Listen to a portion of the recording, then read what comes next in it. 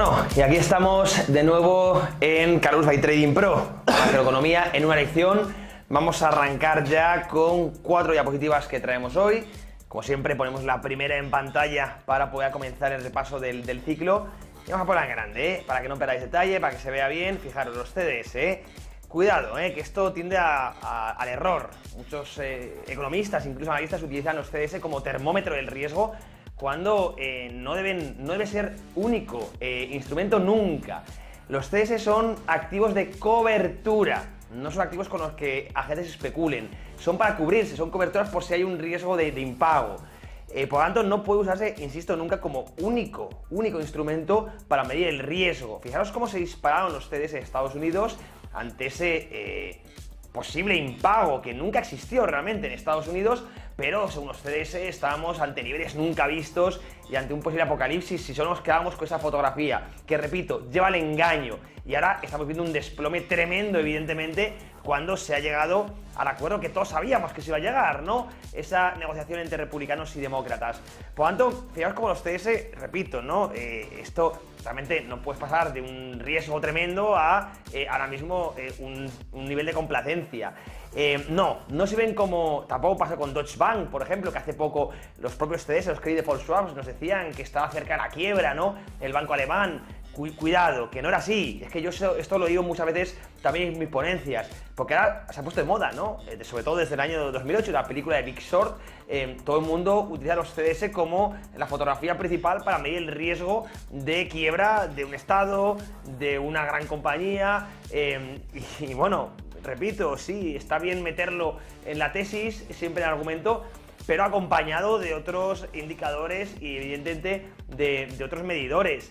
No solo esta fotografía, porque no muestra el riesgo real. ¿Por qué? Porque es un activo, insisto, de cobertura que incluso muchos bancos y agentes financieros los tienen por regulación, porque se tienen que cubrir ante esa posibilidad, entonces tienen por PNL obligación de tenerlos en el activo, por eso se dispara su precio, pero repito que no es que los agentes realmente estén viendo ese riesgo, sino que están cubriendo muchas veces, insisto, por propia regulación, ya sabéis cómo son, ¿no? En el tema financiero, Basilea 3 y todo esa regulación que suelen ser muy estrictas y obligan a los agentes financieros, bancarios y también no bancarios, shadow banking, a pues tener unos balances por lo general muy estables.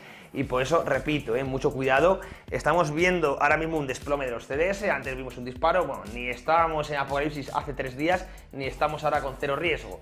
Repito que se suele malinterpretar este producto y quiero que quede claro, ¿no? Porque se ha puesto de moda y ahora todos lo utilizan para ese tipo de análisis, mucho cuidado, ¿no? Vamos con la siguiente diapositiva, con la segunda que os traigo. Ahí, lo ponemos en grande, fijaros, esto es el sector bancario que ni mucho menos ha dicho basta, ¿no? A la crisis. Fijaros, ahí os marco las pérdidas las pérdidas no realizadas, ¿no? Del sector bancario. En azul tenemos las Held to Maturity y en amarillo o beige esas las que son válidas para la venta. ¿Cuál es la diferencia de este libro contable?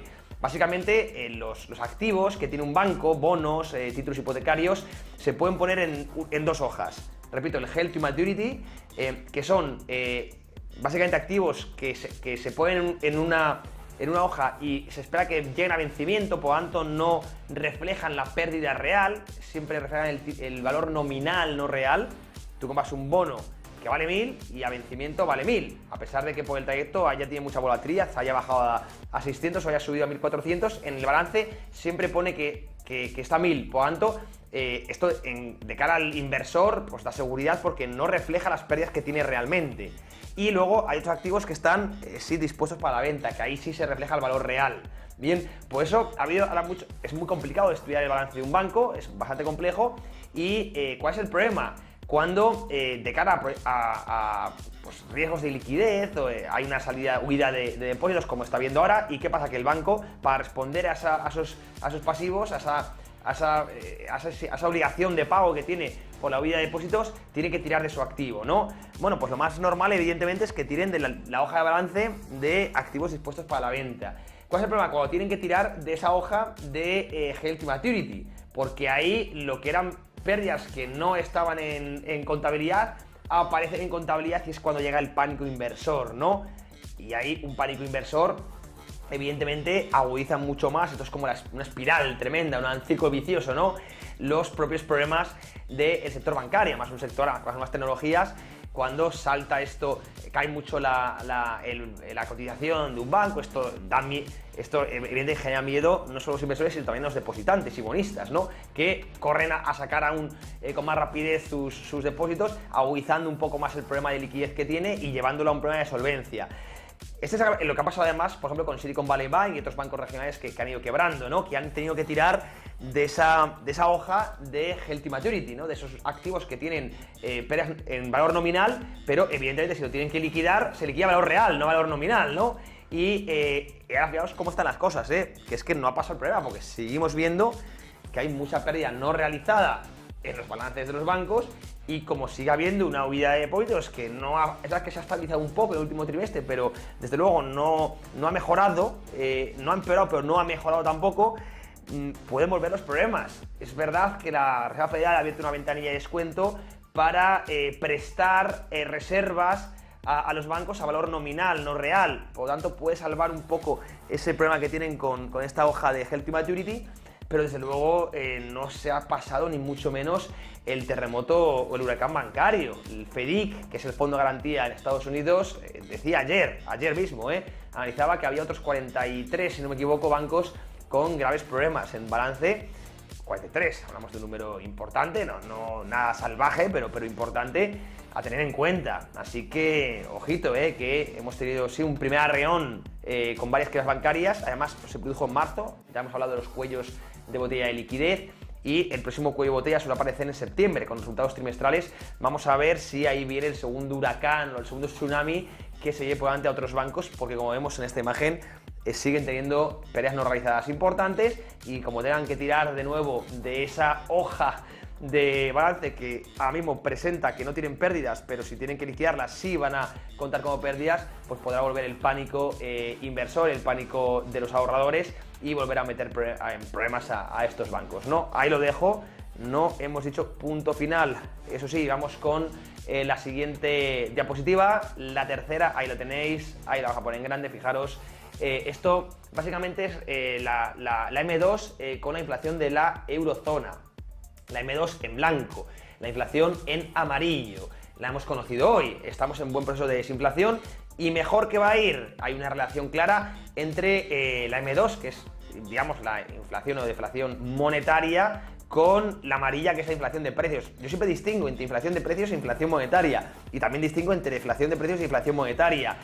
La deflación monetaria básicamente es la creación o destrucción de dinero, ¿bien? Dinero entendido por depósitos y, bueno, liquidez, ¿no? Básicamente lo que agrega M2. M2 es básicamente, como digo, conjunta billetes y monedas, depósitos a plazo, depósitos a la vista y depósitos a plazo, vamos, cuentas de ahorro, ¿no? Entonces, estamos ahora en contracción, estamos en deflación monetaria. ¿Por qué sigue habiendo inflación de precios? Bueno, porque no es inmediato. Ahí entran también factores de oferta, por ejemplo, cuellos de botella, que haya inelasticidad en la oferta, en la producción. También cuenta, evidentemente, la velocidad del dinero y factores políticos. Pero si hay una deflación monetaria, tarde o temprano saltará a deflación de precios si no cambia antes. Ahora se está intentando que los bancos vuelvan poco a poco a prestar, ¿no? Vamos a ver cómo lo consiguen desde las autoridades centrales, porque no es sencillo. Los bancos realmente no dependen hoy en día de la banca central para prestar, pero si esto sigue así y no abren el grifo del crédito, tarde o temprano ya no es que tengamos la inflación en el 2% objetivo del BCE, si sigue así la cosa, que no creo, evidentemente, iremos con total seguridad hasta una espiral deflacionista, que esto es casi seguro ligado a una recesión muy profunda a nivel económico. Repito, no creo que tarde mucho en volver a abrir un poco el grifo del sector bancario, también evidentemente porque vive ese margen de intermediación, ¿no? Así que veremos, pero quiero que conozcáis esa relación entre M2, evidentemente, que es la oferta monetaria, y la inflación de precios, y que distingáis un poquito entre inflación monetaria inflación de precios, ¿no? Podemos incluso estar en entornos de deflación monetaria e inflación de precios, que es lo que está pasando ahora mismo. Insisto, factores de oferta sobre todo son los que abren esa brecha, ¿no? Y vamos ya con la última de las diapositivas para cerrar esta sección. Aquí la tenéis en grande, fijaros también qué interesante gráfico, ¿no? En este caso, por ahí lo veis las holds, ¿no? Que es uno de los indicadores de empleo, ¿no? Que más mira el mercado. Pero es absurdo. Aquí veis qué porcentaje contestó la encuesta. Es una encuesta que se hace sobre vacantes de empleo, ¿no? Fijaros, el 30%. Ayer el mercado tuvo mucha volatilidad, ¿no? Cuando salió el dato, un dato bueno, parece que vuelve a reforzarse el mercado laboral, algo que no cuadra mucho en este entorno de recesión, donde estamos viendo constantemente cómo se reducen plantillas en las grandes compañías. Sin embargo, las holds, repito, que es un dato que a mí no me gusta nada porque no refleja la realidad. ¿Y por qué no refleja la realidad? Porque es una encuesta a la que contesta el 30%. Pero ¿qué fiabilidad tiene eso? Es que es absurdo. No creo que lo tenga que explicar yo, ¿no? Entonces, ¿por qué el mercado es algo que a mí me cuesta entender? No sé si tenéis vosotros la opinión, si me podéis contestar, desde luego os voy a leer. ¿Cómo es posible que el mercado haga caso a una encuesta donde contesta sobre el 30%? Es ridículo, ¿verdad? Además, una encuesta de vacantes, es decir, de oferta laboral, en donde se ha visto en cifras pasadas como una misma vacante publicada en varios portales se cuentan como varias vacantes. Es decir, aparte de ser un dato un poco fiable por la poca participación en la encuesta, aparte manipulado, ¿no? Tremendo. Así que yo no hago ningún caso a esta cifra y bueno, ya cada uno que haga lo que quiera. A nivel de mercados tiene cierta repercusión, creo que psicológico, no otra cosa. Desde luego, para analizar el ciclo económico y la economía real, ninguna validez, ¿eh? Como digo, opinión personal, espero vuestra respuesta, claro que sí, para eso estamos. Esto es una comunidad, como digo, en Trading Pro.